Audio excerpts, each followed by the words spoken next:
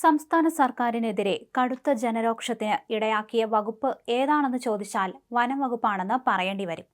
മലയോര ജനത ഒറ്റക്കെട്ടായി വനം വകുപ്പിനെതിരെ രംഗത്ത് വന്ന അവസരങ്ങൾ നിരവധി തവണ ഉണ്ടായിട്ടുണ്ട്.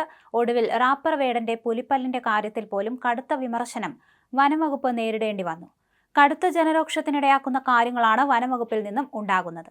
സുൽത്താൻ ബത്തേരി മുത്തങ്ങയിൽ ബസ്സിടിച്ച് മാൻ ചത്ത സംഭവത്തിൽ KSRTC സ്കാനിയ ബസ് കസ്റ്റഡിയിലെടുത്ത നടപടിയും കടുത്ത വിമർശനങ്ങൾക്കാണ് ഇടയാക്കുന്നത്.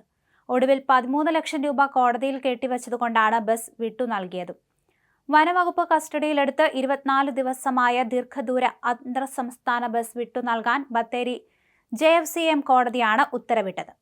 ചൊവ്വാഴ്ച ബസിന്റെ സാക്ഷ്യപ്പെടുത്തിയ ചിത്രങ്ങൾ സഹിതം കോടതിയിൽ സമർപ്പിക്കുന്നതോടെ ബസ് KSRTCക്ക് കൊണ്ടുപോകാൻ സാധിക്കും.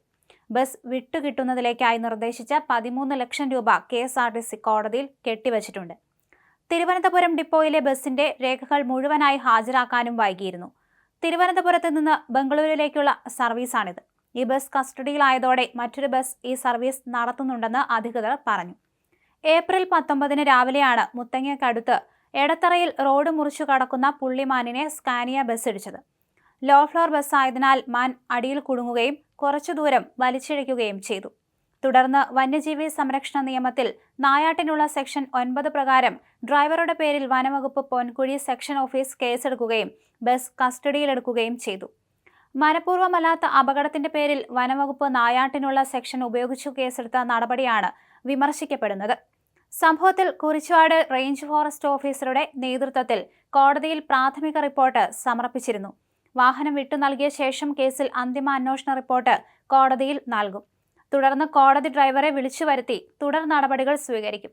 3 ആഴ്ചയിലേറെയായി ബസ് ബത്തേരിയിൽ വനവകുപ്പിന്റെ RRT റേഞ്ച് ഓഫീസ് വളപ്പിലാണ് സൂക്ഷിച്ചിരിക്കുന്നത്.